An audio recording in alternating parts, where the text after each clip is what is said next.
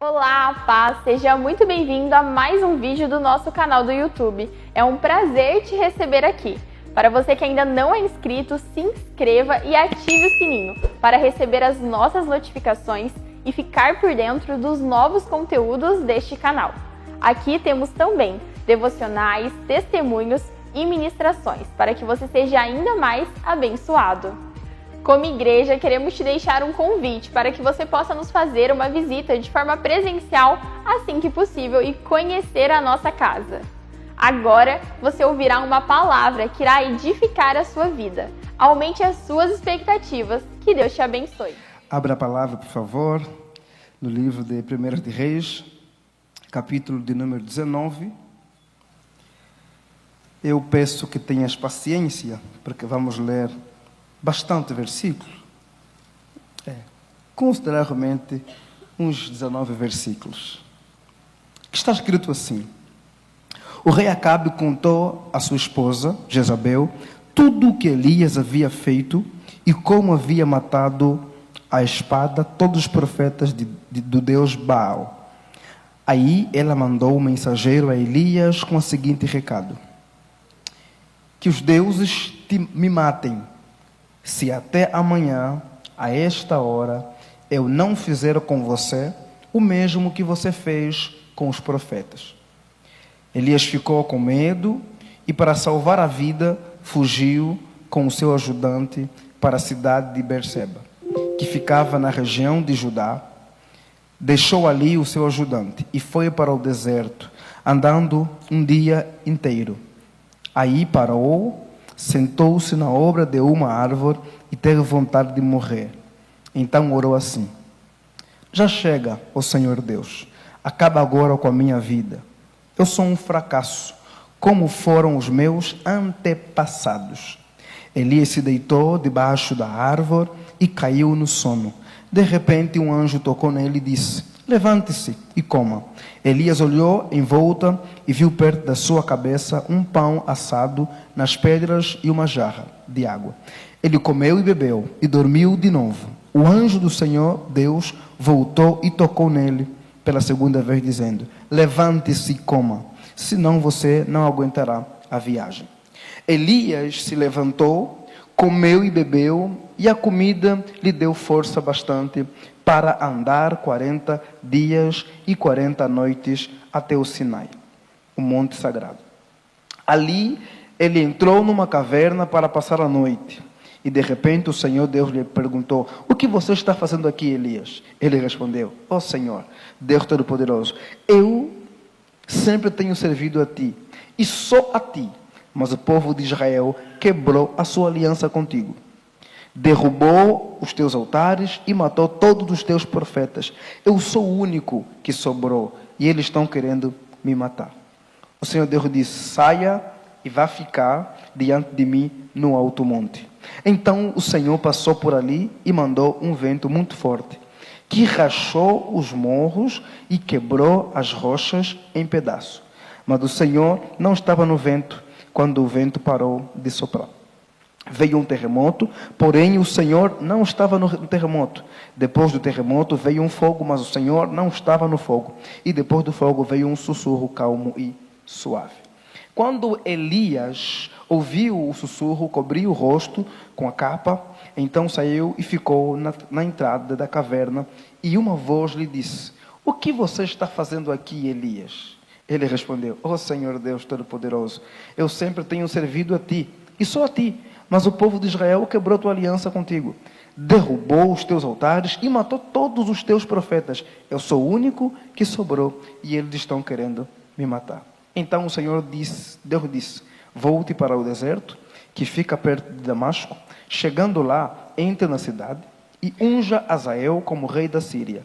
Unja Jeú, filho de Nissi, como rei de Israel. E unja Eliseu, filho de Safete, de Abel-Meolá, como profeta, para ficar em lugar de você. As pessoas que não forem mortas por Azael serão mortas por Jeú, e todos que escaparem de Jeú serão mortos por Eliseu. Mas eu deixarei 7.000 pessoas vivas em Israel, isto é, todos aqueles que não adoraram o Deus Baal e não beijaram a sua imagem. Amém? Vamos orar. Pai, nós te agradecemos porque o Senhor é bom. Te agradecemos por esta quarta-feira que o Senhor nos concedeu e temos o privilégio de estar na sua presença, na sua casa, para cultuar ao teu nome e também ouvir a sua palavra. Fale conosco esta noite, em nome de Jesus. Amém e amém. Eu quero, queridos, esta noite falar com vocês sobre morrer, o desejo de um homem de Deus. Se eu perguntasse a vocês sobre, nessa fase do ano, depois de 2024, 11 meses quase, vividos neste ano, correndo, trabalhando, o que você está desejando? Eu acredito que boa parte de vocês, no caso de nós, diríamos: eu estou desejando férias. Eu estou desejando descansar. Eu estou desejando talvez ter um tempo de praia. Eu estou desejando estar num lugar em que eu pudesse estar com as pessoas que eu amo e relaxar um pouco, porque talvez eu me sinto cansado. Mas sabe, esse cansaço de fato, a gente resolve com férias, com descanso. E deveríamos todos ter, porque faria muito bem renovar as forças. Mas a vida humana, ela nos leva a perceber que existem cansaços mais profundos que as férias, que a praia, que o ficar 1 mês, 2 meses sem trabalhar não resolve. E a gente fala de coisas como burnout, a gente fala de tensões que nós podemos ter em meio a notícias que chegam, em meio a experiências vividas, em meio a algo que choca a nossa vida e pode nos levar a descarregar em coisas que talvez não conseguimos explicar, como algumas fobias. Alguns vão para a depressão, outros ficam com medos, com síndromes e por aí vai. Só que nós vivemos num tempo em que a teologia do brasileiro, e você diria: Israel, teologia? Eu não faço teologia, eu não estudo teologia. Todos nós aqui temos teologia. Ainda que você ache que, não, eu nunca estudei teologia, não, todos nós temos teologia, inclusive é a nossa teologia que norteia a forma como nós vivemos. É aquilo que nós cremos, é a forma como nós pensamos Deus, interpretamos Deus, é a forma como nós lemos a realidade. Tudo isso aqui é teologia. E na teologia do brasileiro, de forma geral, sabe o que é que nós temos? Nós temos uma teologia muito triunfalista, que em certa medida ela quase que considera inadmissível um homem de Deus desejar morrer. Ela questiona ser alguém de Deus quando olha para alguém que ela diz: puxa, esse homem está num tempo de fragilidade, de fraqueza. Homens de Deus não deveriam caminhar assim, porque Deus é conosco. E mulheres de oração, mulheres do fogo, gente que vai à igreja, ou está em pecado, ou não deveria talvez se portar algumas vezes como se portaram algumas pessoas na Bíblia. E um deles é Elias. Elias, no capítulo 19, é um homem completamente diferente do homem do capítulo 17 e 18. Não é um homem diferente, é o mesmo homem, mas é o mesmo homem em estágios, em momentos diferentes. Quando lemos a escritura no livro de Reis, no capítulo 17, nós vemos Deus levantar Elias e o ordenar a falar com Israel para se arrepender dos seus pecados. E Elias diz a Israel que não haveria chuva por 3 dias, por 3 anos. E de fato não houve chuva, como Elias havia dito. Um homem de ousadia, um homem de autoridade. No capítulo 17 ainda, Elias vai até a região de Serepta, e Deus vai prover sobre a vida dele, através de uma viúva, que ele vai dizer, não vai faltar, nem na botija, nem também a farinha, portanto, sirva para mim. E de fato não faltou. Esse mesmo Elias, no capítulo 17, e é interessante como acontece algo parecido com o que ocorreu com Eliseu. O filho da viúva veio a óbito, e Elias subiu no menino e orou por ele com ousadia, e ele voltou à vida. Passam os 3 anos, Elias aparece. E Elias vai falar com Acabe, com Jezabel, que estavam levando o povo à corrupção, e ele os enfrenta. Como conhecem o desafio do Monte Carmelo. E no Monte Carmelo, Elias faz o quê? Afronta Acabe, afronta os profetas de Baal, afronta Baal, e então cai fogo do céu, comprovando o que ele estava fazendo, do quanto Deus era com ele, e ele manda matar os homens de Baal. No mesmo capítulo 18, Elias ora e cai chuva tão abundante, depois de quase 3 anos e meio sem chover. Elias ora e cai chuva. Chega ao capítulo 19, e no capítulo 19, quando você lê os versículos de número 2, 3 até o versículo 5 deste capítulo, Elias recebe uma mensagem de Jezabel. Mandou comunicar a Elias que assim como ele matou os profetas de Baal, ela também o mataria no período de 24 horas. E essa notícia abalou o homem de Deus. E o homem de Deus que fez cair fogo do céu, que orou para que chovesse, que disse que não choveria e não choveu, que ressuscitou o menino daquela viúva, que viu Deus prover aquilo que ele falou com azeite, com o pão, com a farinha, que viu Deus fazer grandes coisas através dele, e que com ousadia, com poder, fez o que ele fez. Elias fica com medo. Elias foge de Jezabel, e Elias deita, e ele vai orar, e quando ele ora, ele diz: Senhor, eu sou um homem fracassado, assim como são ou foram os meus antepassados. Senhor, me mate. O me mate aqui é possível que seja, eu prefiro morrer nas suas mãos do que na mão dela. Mas também eu, homem de Deus, que está o quê? Em uma tensão, e se vê cansado, deprimido, abatido. E aqui não é um cansaço de 3 dias, ou de descanso, ou de um mês de férias. É um cansaço mais profundo, que poderíamos pensar inclusive em depressão aqui. Aqui é um homem que olha para si e vê quão vulnerável ele é, e o desejo dele é que ele morra.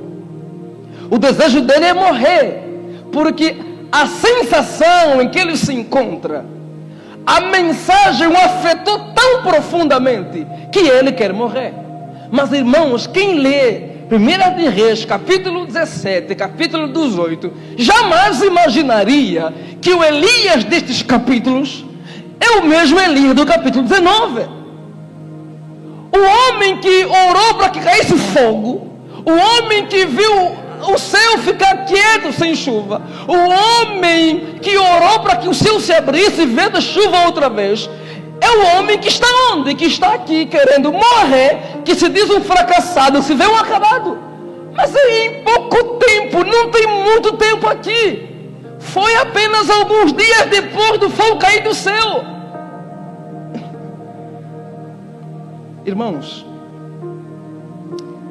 nós também estamos sujeitos, e a Bíblia diz isso. Elias era um homem sujeito às mesmas paixões que nós. Nós também estamos sujeitos a nos encontrar neste lugar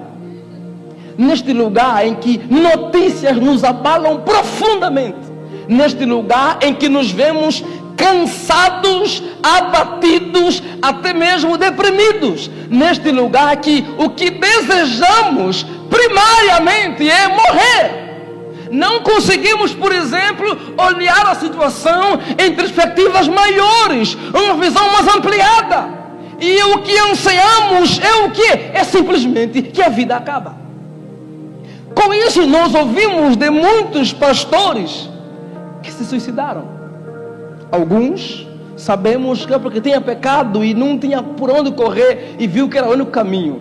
Mas outros é por canseira. Outros é por essa dor profunda aqui dentro que ele não conseguiu controlar. E em vez de buscar um outro caminho, o que vem à mente é morrer. E Elias está aqui. O homem que faz cair fogo do céu é o homem que se diz fracassado. E ele não fez cair fogo do céu há 30 anos para dizer: olha que saudade do meu auge. É no auge dele. Ele não parou, não fez com que a água caísse novamente, digamos, há 20 anos, que ele dizia: o tempo que eu orava, o tempo que Deus... Não, o tempo que Deus me havia... Não, faz poucos dias. Ele não havia ressuscitado o filho daquela mulher nos últimos 100 anos. Não fazia nem 3 anos. Estamos a falar de um homem que no auge do seu ministério, no auge do poder de Deus sobre a sua vida, no auge da sua ousadia, no auge de olharmos para ele e ficarmos encantados: que homem de Deus, que homem poderoso, que homem fervoroso, que homem de autoridade. No auge em que olhamos para ele e poderíamos dizer: que homem. Ele diz: eu sou um fracassado, eu quero morrer. O que a gente faz quando talvez nos encontrarmos neste lugar? Quero aqui pensar com vocês 3 coisas que aprendo com Elias, talvez 4. A primeira está aqui: o homem que fez o fogo cair do céu, o homem que fez com que a chuva voltasse, o homem que fez a chuva ir embora, o homem que através dele o menino ressuscitou, é um simples homem. Que no capítulo 17, no capítulo 18, é homem. É homem de Deus, mas é homem. E no capítulo 19, é homem. O que isso quer dizer? Em meio a cansaço, a gente pode encontrar renovo e conseguir sair dele, tendo consciência de que nós somos homens. Que quer dizer o quê? Somos um combo completo.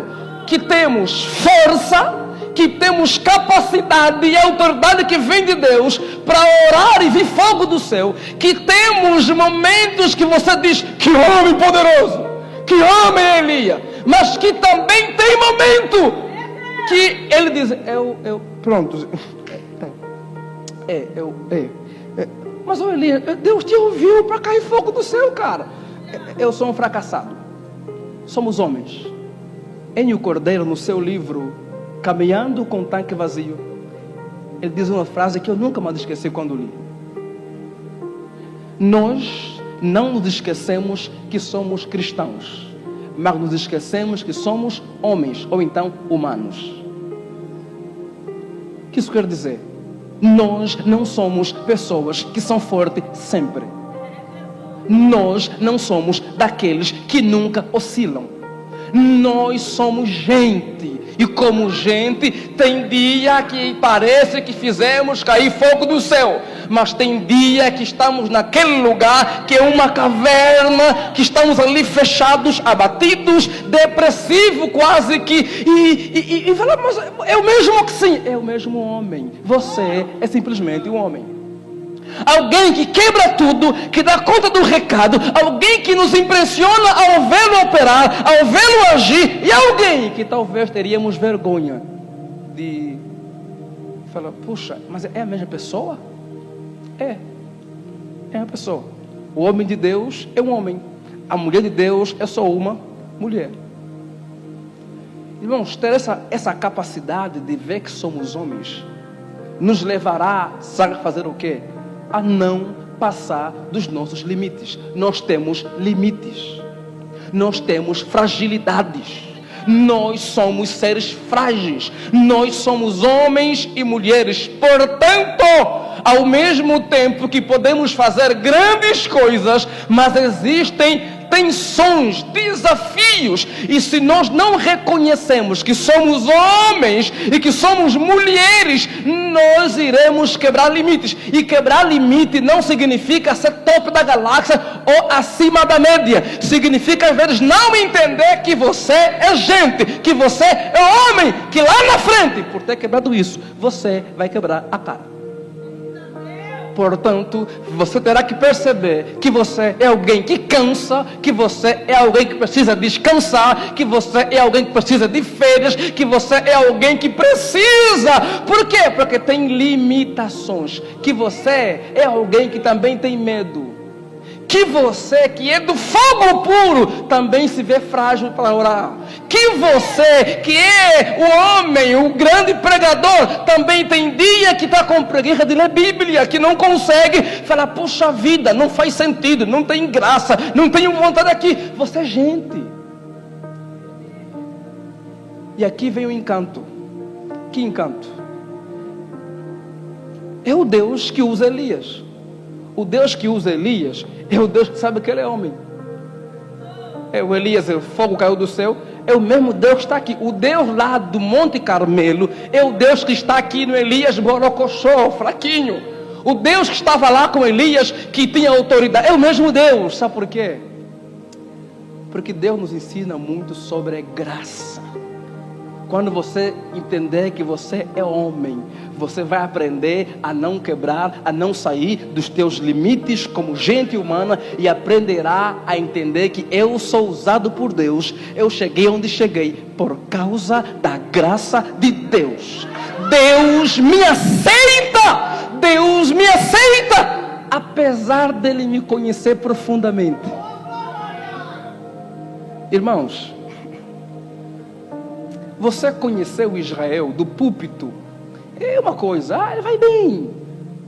Agora, conheceu Israel em todos os detalhes do Israel? Pronto, é porque estou indo embora, é porque estou indo embora. Conheceu Israel em todos os seus detalhes? Ele tem um pé atrás e fala, não, puxa, não, aqui, oh que homem, daqui a pouco. Mas o Deus que nós servimos é um Deus que nos conhece na profundidade do nosso ser. E sabe o que Ele faz? Ele não tem sobre nós um dedo para acusar. Ele tem sobre nós mãos abertas para nos abraçar, nos acolher. Porque o homem Elias aqui está sendo acolhido por Deus. Isso é o quê? Isso é graça. Sabe como é que a gente encontra descanso em meio a cansaço, em meio à nossa fragilidade? Quando a gente reconhece que somos homens e portanto somos carentes do que? Da graça, da bondade, da misericórdia do Senhor sobre nós. É por isso que o cristão legalista, ele morre. Está na igreja, mas ele quase que morre. Por quê? Porque ele tenta dar o jeito dele sempre. Eu vou andar em santidade porque eu consigo. Ele faz tudo porque ele acha que ele pode. Até que ele descobre que não, eu não tenho mesmo todo o poder para fazer isso. E então ele vai ter que aprender a fazer o quê? A confiar na graça de Deus, no poder do Evangelho que nos capacita, que nos habilita. Por favor, não tente ser super-homem. Não se considere a ungida, ungido. Não, eu faço cair fogo do céu. Não, eu mando parar. A chuva vai me obedecer. Os homens de Deus são homens que cansam, que choram, que se veem fragilizados, que se veem desanimados, que se veem com medo, que se veem no chão, como está Elias. E alguns deles chegam no nível mais profundo, ao ponto de dizerem: o que eu quero é morrer. A segunda coisa que agrava o nosso cansaço Um é não reconhecer a nossa humanidade, nos leva a errar. A segunda está nos versículos de número 8 ao versículo 11. Quando Deus aparece a Elias, no verso 9, e pergunta: você está fazendo o que aqui? Levanta, come. E Deus dá comida para ele, Deus dá água para ele. E ele responde: oh Senhor Deus, eu te sirvo, somente sirvo a ti. Mas o povo de Israel te abandonou. O povo de Israel deixou o Senhor, quebrou a aliança, quebrou os altares e adoram outros deuses. Mataram os teus servos. E eu sou o único que está vivo e também querem me matar. Eu sou o único. Segunda coisa, sabe o que? Diante do cansaço, diante dessa realidade, por favor, não pense de você mesmo mais do que você é. Não ache que você é mais do que você é. Não, por quê? Porque isso agrava o peso. Elias está com medo de ser morto. Elias está abatido. Mas por quê? Porque na cabeça dele, o que agrava? Olha, vão me matar. E eu sou o único que serve a Deus. Eu sou o único profeta que restou. Quem vai agora representar Deus? Eu sou a única esperança de Deus. E agora? Elias está a pensar sobre ele mais do que ele é. Elias está trazendo sobre ele uma responsabilidade muito maior do que aquela que ele deveria ter. Sabe por que a gente às vezes está muito cansado? Por muitas coisas, mas uma delas é por causa disso. Porque a gente tende a olhar para nós e puxar para nós, atribuir a nós elementos muito maior do que nós somos. Não, você não é a salvador da pátria. Não, aquela igreja sem mim, olha, não, minha irmã, não traz para ti esse peso. A minha família sem mim, não, porque se você fizer isso, você vai se ver obrigado a querer caminhar como se fosse a salvadora da família, aquela que sem você nada vai fluir, a empresa quebra, a rainha da conta, a igreja então já era. E quando você perceber que isso aqui está indo embora, ou você vai querer que alguns te vejam assim e te tratem como de fato a única, o único. E quando vê que não está a acontecer, vê um desespero, você começa a articular para ser assim tratado. E depois você começa a acreditar que você é isso mesmo, ao ponto de falar: quer saber? Acaba com tudo. Por favor, não pense de você mais do que você realmente é. Talvez a tua família pode viver sem você. Talvez os teus amigos podem viver sem você. Talvez a tua empresa pode viver sem você. Talvez a tua igreja pode viver sem você. Se você não entender isso, você poderá fazer mais do que você pode suportar. Você poderá correr mais do que você pode correr. Você poderá trabalhar excessivamente, porque acha que se não for assim, quem vai comer?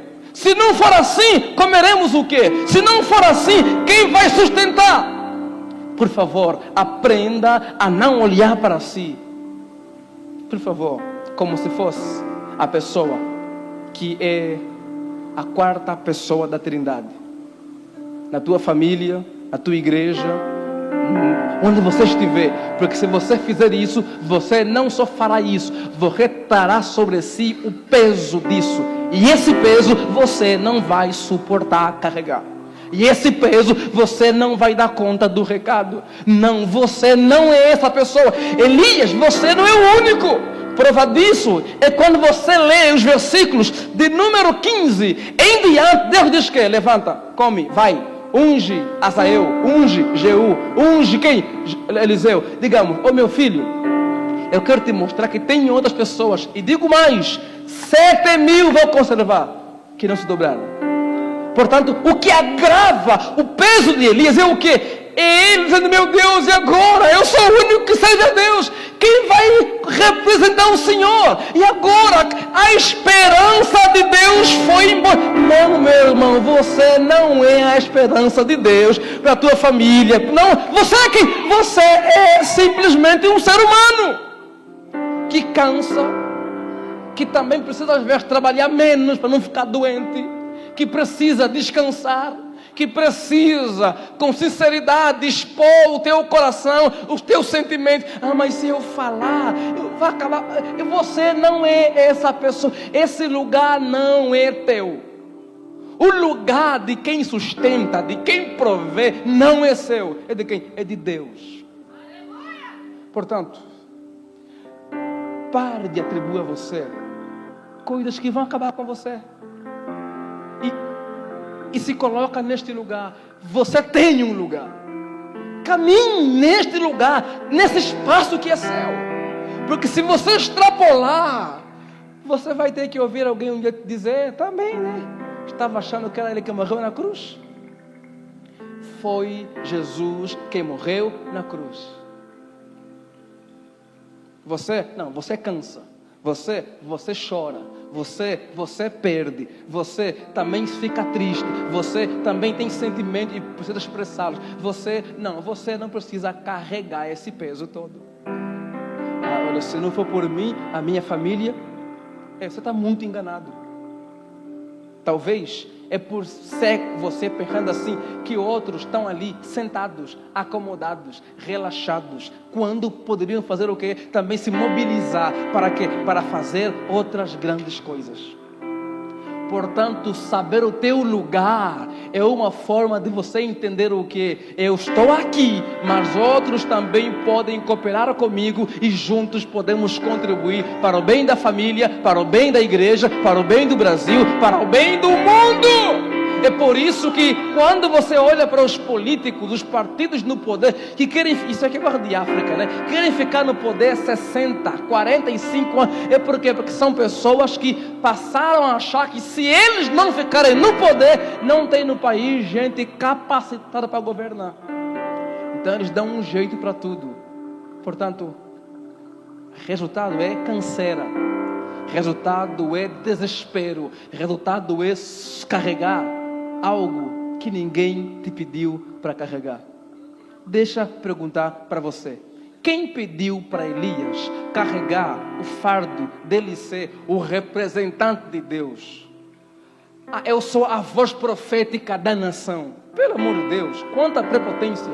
Depois vem o peso e não consegue. Depois vem e você fala, olha, mas você é só um simples homem, comedor de feijão com arroz, que tem um momento alto, mas também tem um momento baixo, que é forte, mas também que tem fraqueza, que é habilitado, mas também que tem limitações. Portanto, seja humilde e reconheça quem você é, como você está, e por favor, não pense de você mais do que convém.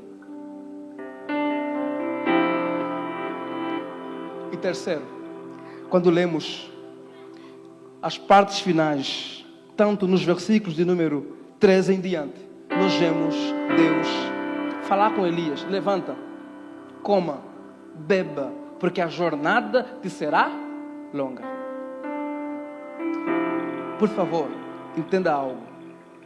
Há uma diferença entre uma jornada, e aqui fugiu o nome, aqueles que correm 400 quilômetros. Há uma diferença entre uma maratona e uma corrida intensa de alguns 100 metrozinhos. Às vezes, nós somos tão intensos que achamos que a vida é uma mera corrida de 100 metros. A vida é uma maratona. Portanto, coma, beba, digamos, se nutra daquilo que poderá te sustentar nessa maratona. E não viva apenas intensamente, no sentido de, não, olha, a vida vai acabar daqui a um dia, e você vive desesperado em tentar resolver tudo em um único dia, em um único ano. A minha vida, e o jovem é assim, né? Não, quando eu ter 35 anos, eu tenho que estar já bem resolvido. Calma, meu filho, a vida não são 35 anos. Se você correr louco, como se fosse tudo termina com 35 anos, você poderá terminar, mas você pode chegar até os 70, mas sabe como? Quebrado, acabado, porque na tua cabeça tudo iria acabar com o quê? Com 35 anos. Então, a jornada é longa às vezes. Portanto, faça o quê? Se alimenta, se nutra daquilo que vai te habilitar, que vai te sustentar, daquilo que vai te tornar bom para a caminhada. Se não for assim, você não vai conseguir chegar até o fim da jornada. Portanto, coma, beba, digamos, aprenda a se revestir, a se nutrir com as coisas mais básicas do viver. O nosso desespero por algumas coisas nos faz viver como gente cansada. O nosso desespero, e aqui não é nada contra conseguimos conquistar na vida, mas se a gente viver freneticamente, desesperadamente por algumas conquistas, a gente não vai conseguir chegar lá no fim da jornada. Quem corre uma maratona não começa, não, devagar, vai com calma. Por quê? Porque ela sabe, não é sobre quem sai primeiro, não é sobre velocidade, é sobre constância, é sobre continuidade, é sobre caminhada, é sobre se alimentar. E por fim, para que eu termine, quando você olha para o texto bíblico, você vê que Elias está cansado, depressivo, mas Elias sabe estar cansado aonde? Diante de Deus, na presença de Deus. Como é que a gente lida com o cansaço? Como é que a gente lida com esses momentos de fragilidade humana? É na presença de Deus, é diante de Deus. Por quê? Porque em Deus nós temos alguém que, além de nos entender, nós temos alguém que nos capacita.